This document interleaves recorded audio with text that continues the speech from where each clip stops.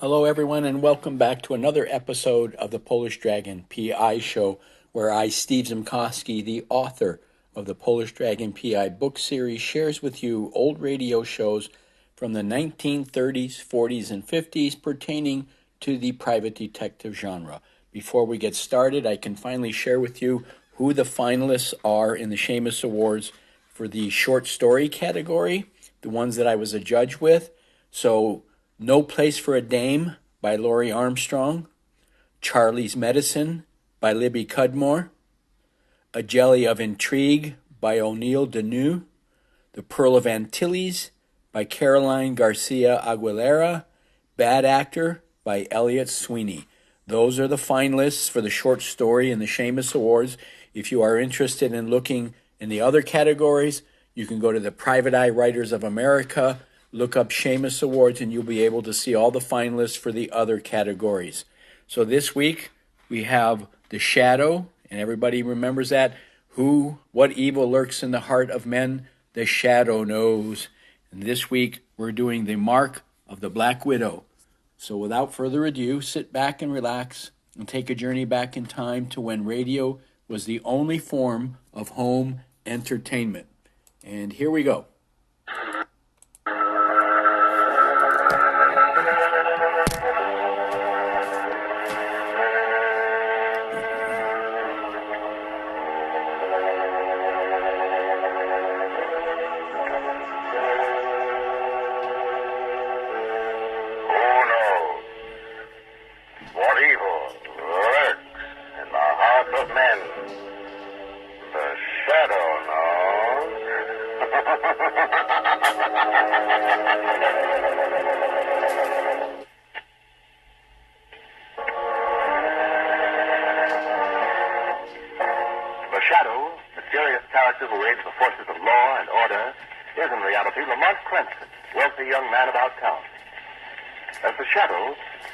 Gifted with hypnotic power to cloud men's minds so that they cannot see him.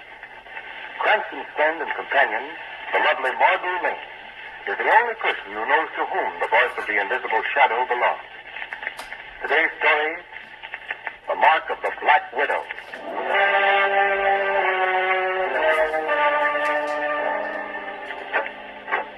Suppose we have our coffee in here in the study, Margot. Oh, I'd love to, Dr. Grant. In fact, I've been waiting for years for an excuse to see the inside of this room. Haven't you, Lamont? Yes.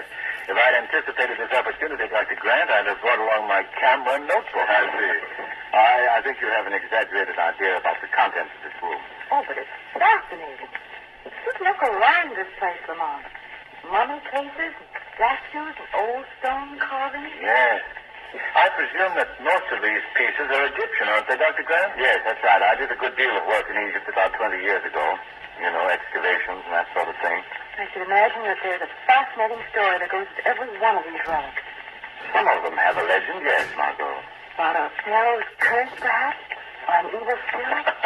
Margot's been reading too many horror stories, Doctor. No, she hasn't, Lamont. I myself have seen too many examples of strange misfortunes that have befallen the defilers of certain tombs to treat that statement lightly. Oh, really? Well, I was only kidding, you know, Doctor. Well, I personally have been exposed to one of those ancient curses. Say, I've got to hear more about this. Well, it's a very long and I'm quite sure a very dull story, so we'll save it for some other time, shall we? Besides, this is not a night for mystic yarns. See, the moon is too bright and the sky is full of... What if someone threw a rock through that window? Yes. You just missed your head, Doctor. Look, someone's running across the lawn. Well, it's too late to catch him, whoever it was. Say, there seems to be a note attached to the stone. Well, yes. Perhaps you better read it, Doctor. Let me see. Listen to this. You remember Egypt, Pharaoh's tomb. He who was dead is returning. When the votes are cast, I remind you of our duty. The signature is a drawing of a spider. What in the world is it all about? Do you understand it, Doctor? Perfectly. He who was dead is returning. Lamont, that story I said I'd tell you some other time. Yes? I'll tell it to you now because it concerns this note I just received. Do you mind? Mind, I should say not. Well, about 20 years ago, 3 other scientists and myself, all of us young and ambitious, were working on the excavation of a tomb on the upper Egyptian Nile. One day we broke through a hidden wall and came upon a room that was almost crammed to the ceiling with rare and precious jewels. We stood in awe at the entrance to that room. Our eyes dazzled by it. Taylor! Hollister, do you see what I see? Yes! There can't be this many precious jewels in the world. Taylor, what is this box? Oh, you think that was worth digging for, Willoughby? Worth digging for? Worth digging for? For the jewels. Well, what do we do now? What do you mean? Do we notify the authorities and turn this over to them? Why, yes. Yes, I guess so, of course. Why? What? I'm asking why. Why should we give up this fortune? But Taylor, that's customary. It's a thing to do. Well, who would ever have to know about it? Only we four have the knowledge of this hidden room. Now, do we tell the authorities? Taylor, you're not serious about this? Why, if we were found out, we'd be disgraced, ruined in our profession. Wouldn't a few $1 million compensate that ruin? Taylor's right, Hollister. Of course I'm right. All we have to do is keep quiet and we're millionaires. Millionaires!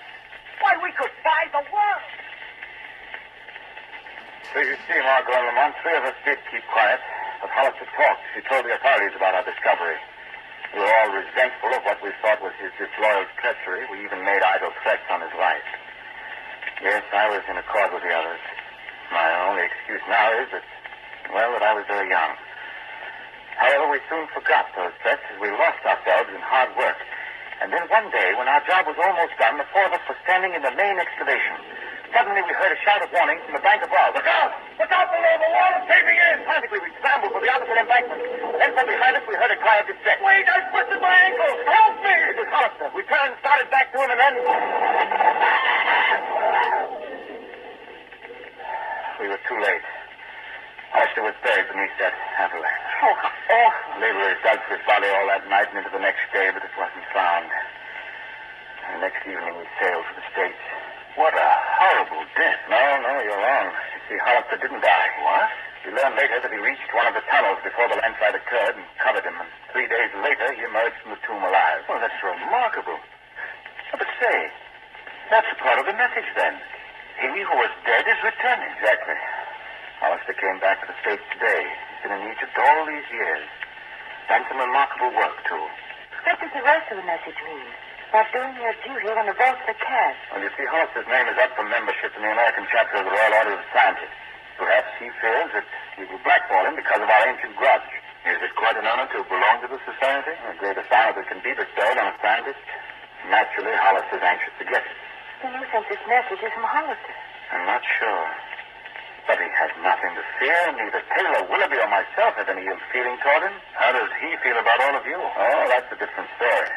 I've heard reports that he thinks that landslide was a deliberate attempt on his life, which, of course, is not true at all. Well, that explains everything in the message but the signature. Oh, you mean the drawing of the spider? Yes. Well, that drawing was on the wall of the room that was filled with jewels. The symbol of the spider is an ancient, never-failing Egyptian curse of death.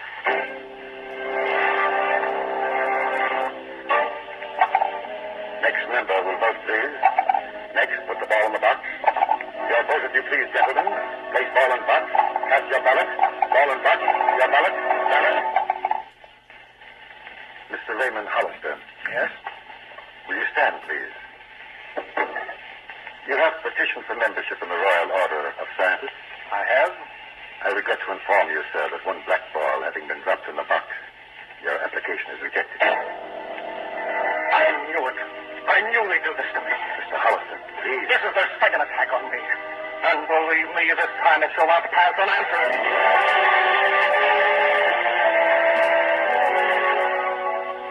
Lamont, I asked you to come here tonight to help Taylor, Willoughby, and me find Hollister. I see, Dr. Grant. Yes, we must find him. We've got to convince him that we were not responsible for his being rejected to our membership. You say, Mr. Taylor, that Hollister disappeared the day after the voting took place? Yes, that's right. Well, isn't there any way of finding out who did blackball him, Dr. Grant? No. No way in the world, Margot. No, there isn't any. My, I'm warm. My dinner jacket seems to be a bit too much tonight. Grant, I think you should tell Mr. Cranston about Hollister's threat, too. Oh, yes, that's right, Willoughby. It seems the secretary of the club told us later that Hollister vowed vengeance against all three of us. Vengeance? Yes, that's right. Well, if he seems to have vanished so completely, I wouldn't worry too much about that. Well, frankly, I am worried about it, Mr. Cranston. Hollister's crazed brain is liable to seek complete revenge. Oh, I'm not worried on that score, Taylor. Are you, Willoughby? I say, are you, Willoughby? Oh, he's fallen asleep. Maybe it's the heat in that dinner jacket that did it. I can't say that I blame him. Such a sultry night. Willoughby, come on, old man. Wake up. Wait, gentlemen. The sidelights are poor. Put on that overhead light. Why? Why, what's the trouble? There you are. Willoughby. Willoughby. What's wrong with him, Lamont? Willoughby is dead.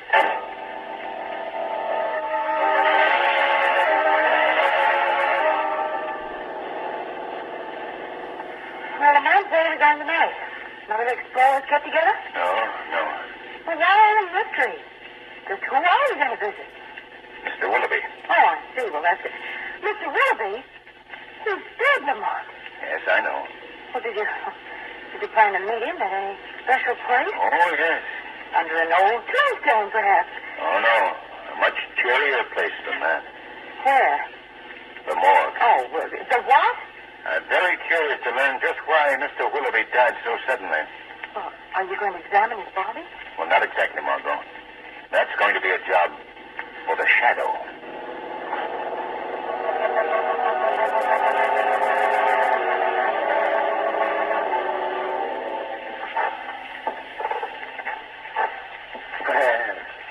Well, you're all sleeping peacefully tonight, my pretty.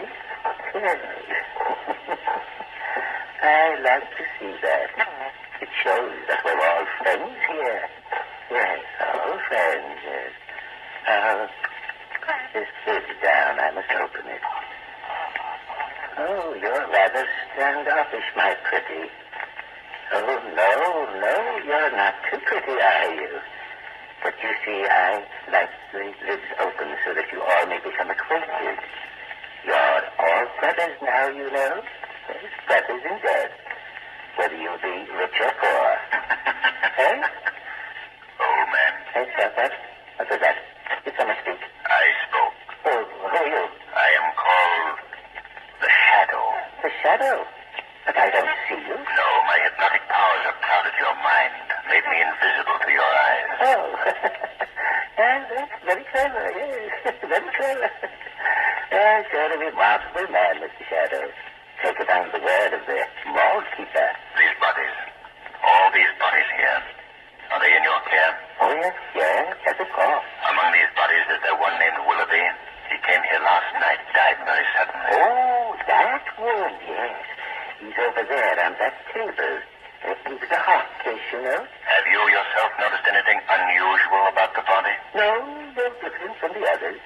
If you don't mind, I'd like to examine him myself. I don't mind if he doesn't. Now, let me see. Head untouched. No marks on neck, chest. Say, this gelatin substance on the chest, covering a little red mark. Have you noticed this before? No. I never paid much attention to those things in a routine case of death. In the future, old man, you should. Then you'd learn just as I have that this man's death was not routine. It was murder.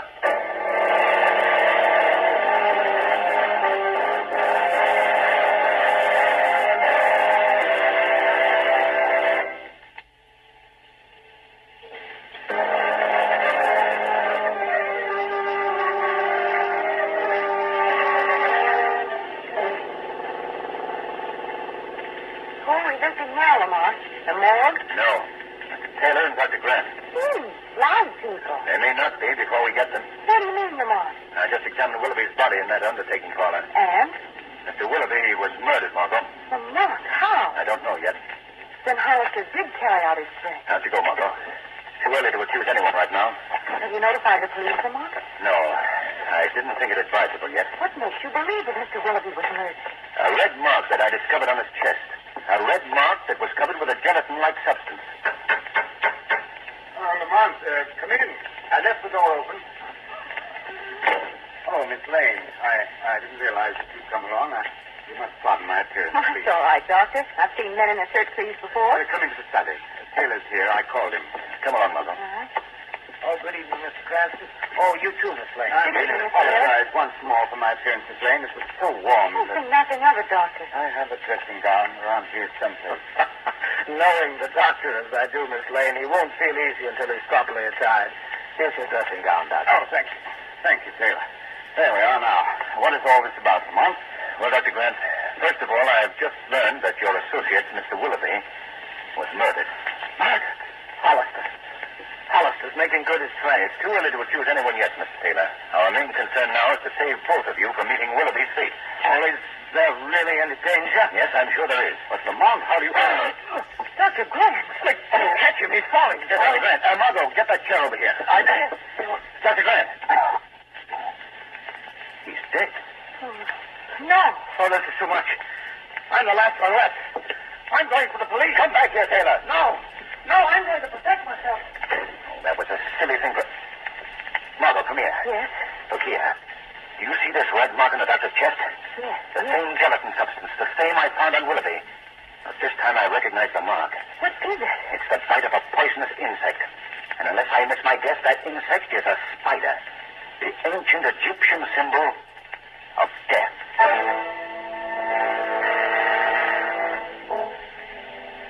What on earth are you doing crawling around the room on your hands and knees? I'm looking for a very important piece of evidence. Well, you're also looking very silly. Well, if Taylor really went for the police, I want to find this evidence before the good defenders of the law overrun the house. But if you're trying to... No. Please stand right where you are. Why? Don't move. My evidence is on your shoe top. What is it? If I'm not mistaken, it's a deadly, poisonous black widow spider. Oh, look out. Steady now. There. I've knocked him off your shoe top. Get me that ashtray, quick. Here you are. I want to catch it alive. Oh, you got him. He's under that ashtray. Oh, it's huge, isn't it? One of the biggest of the species. Margot, will you answer the phone, please? Yes, surely. Hello? Hello. Is Mr. Cranston there? Yes? Who is it, please? This is Mr. Taylor's valet. Would you ask Mr. Cranston if he could come to Mr. Taylor's home at once? Yes. What's the trouble? Mr. Taylor has just been shot.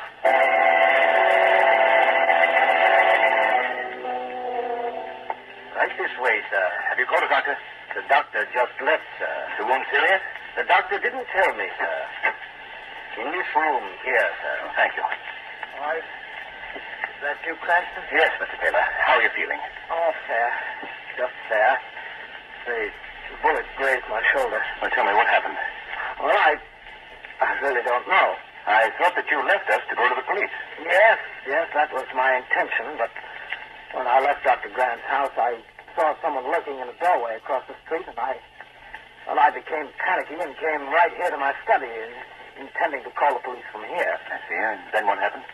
Well, when I picked up the phone, something or someone was moving behind that curtain.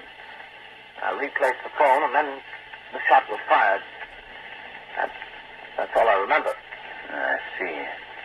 You didn't actually see your assailant? No, but it was Hollister. I know it was. Who else would make an attempt on my life? And may I see the wound, please? Well, the doctor said I shouldn't be disturbed. Oh, is this the coat you were wearing? Yes. You can see yourself where the bullet penetrated. The gun must have been fired at very close range, Mr. Taylor. The powder burns indicate that the gun was within a foot of your shoulder when it was fired. Yes, it was close. But I thought that you said that you were fired on from those curtains. They're all of 15 feet from the phone. Well, see here, Cranston, are you doubting my story? No, not at all, Mr. Taylor. I'm just trying to get the facts straight. Well, perhaps you'd better come back tomorrow morning. I can think more clearly then. Yes, that'll give you more time. What do you mean? Oh, nothing, Mr. Taylor. Not a thing. Good night.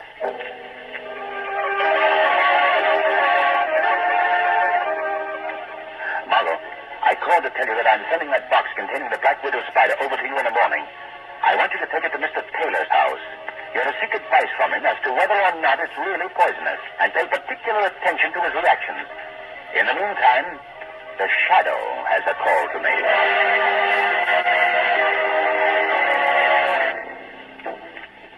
You say that you found this spider in Dr. Grant's study, Miss Lane? Yes, that's right. Well, why have you brought it to me? Well, Mr. Cranston thought that you were an authority on such things, and could tell us if the insect is really poisonous. Oh, this was Mr. Cranston's idea, huh? Yes. Well, my laboratory is downstairs. Would you care to come down while I make the examination? Why, yes, thanks. This way, please. Would you mind opening that door, Miss Lane? My shoulder, you know. Oh, yes. How is your shoulder? Is the vein healing? Oh, yes, very nicely. You first, Miss Lane. All right. Is there a light? Yes, right on the wall. Here we are. I realize that you must have many more important things to do, Mr. Taylor, than to accept a spider, but Mr. I didn't keep up this pretense any longer, Miss Lane. I know perfectly well why you're here, why Cranston sent you. Mr. Taylor, He knows that's a poisonous spider, and I believe that he has a pretty good idea what it was doing in Dr. Grant's study, doesn't it? I don't know what you're talking about. But he did make one mistake. He sent you here alone. Wait a minute. I'm getting out of here. How? What do you mean? That door that we entered has been locked and bolted. That's the only exit from this room. Oh, and incidentally, I might mention that the walls are soundproof, quite immune to screams. Well, I don't understand why you're doing this to me. It's all very simple. You come to me with a curiosity about poisonous black widow spiders. Because of that interest, I am going to exhibit many of them for you by turning them loose in this room. What was that? I forgot. We have company. Very distinguished company. A gentleman that you have heard a great deal about. Who do you mean? Hollister. The missing Dr. Hollister. You had him in prison here? Then it wasn't Dr. Hollister who committed the murder. It was you, Mr. Taylor. This is Dr. Hollister. Oh. In a cage. You had him in a cage like some wild beast. That's an excellent simile, considering his appearance at this point. Look at him. His glazed eyes and sunken cheeks. Yes. That's what comes of not eating for a week. Why, you inhuman thing. That man is on the verge of starvation, even death. You must release him at once. That's what I intend to do. He shall keep you company down here while you both entertain my collection of black widow spiders. You will be released soon. Oh, so very soon. What are you doing? These boxes contain the spiders. I'm going to release the catch. Then I shall leave you both here in their company. They're hungry, too. Even more hungry than Dr. Hollister. All right, Miss Lane. Now, shall we get about it? What was that? I wouldn't release those spiders if I were you, Mr. Taylor. Who speaks? Where are you? I'm right here in this room with you, Mr. Taylor. Well, I see no one. Perhaps when I tell you my name, you'll know why. Who are you? Men call me the Shadow. The Shadow? No. Oh, you've heard of me. Then you know why I'm here, Mr. Taylor. No, you shan't spoil my revenge. I waited too long. Exactly, too long and too late, Mr. Taylor. We'll see about that. Don't open that box. You can't stop me. Yes, I can by taking it away from you. Oh, wait.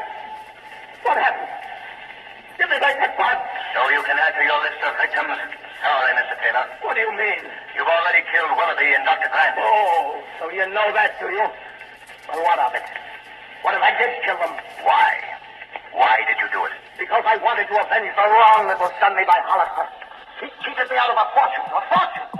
He wouldn't keep quiet about those jewels we found. No, he had to be righteous. And because of that righteousness, I've been a poor struggling scientist all my life. That's why I killed Willoughby and Grant. So that their murder could be blamed on him. So, you admit the killing? Certainly, why not? None of us are leaving here anyway. Keep away from this box of spiders. You think your power of invisibility can conquer me, don't you, Shadow? But I know a way to put us on even terms. By putting out these lights. No, stop it! Too late! You're too late, Taylor. I have also have the spiders. And when I open the box, they'll destroy you both. Taylor, don't release those spiders, you fool. A nice touch. Death in the dark. They'll get you, too. No, they won't. I shall wait in here with Dr. Hollister. Margot, climb to the head of the stairs. You'll be safer there. I'll find that light switch. They'll find her. No matter where she goes, they'll find her. No, they won't, Taylor. Hollister. You didn't pick a safe place. after all. Hollister! Let go of me! I found the light. Oh, good. The box didn't open, Margot. The spiders are still locked up. You can release Taylor now, Dr. Hollister. I don't think that will be necessary. Why not? Taylor.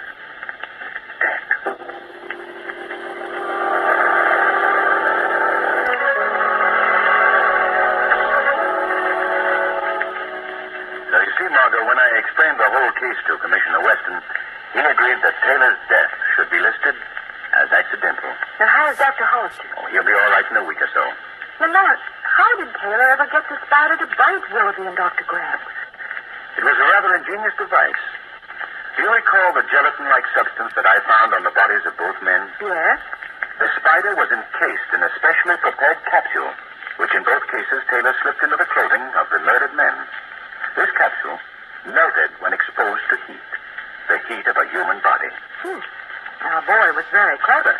I first suspected Taylor when he chose to be shot rather than be bitten, particularly when the shot was quite obviously self-inflicted. My boy's pretty clever, too. You know, Lamont, that for the past 3 nights I've dreamt that spiders were crawling all over me. Well, that's understandable. This experience has had one regrettable effect on my life, though. What's that? I shall never again enjoy reading about little Miss Moffat.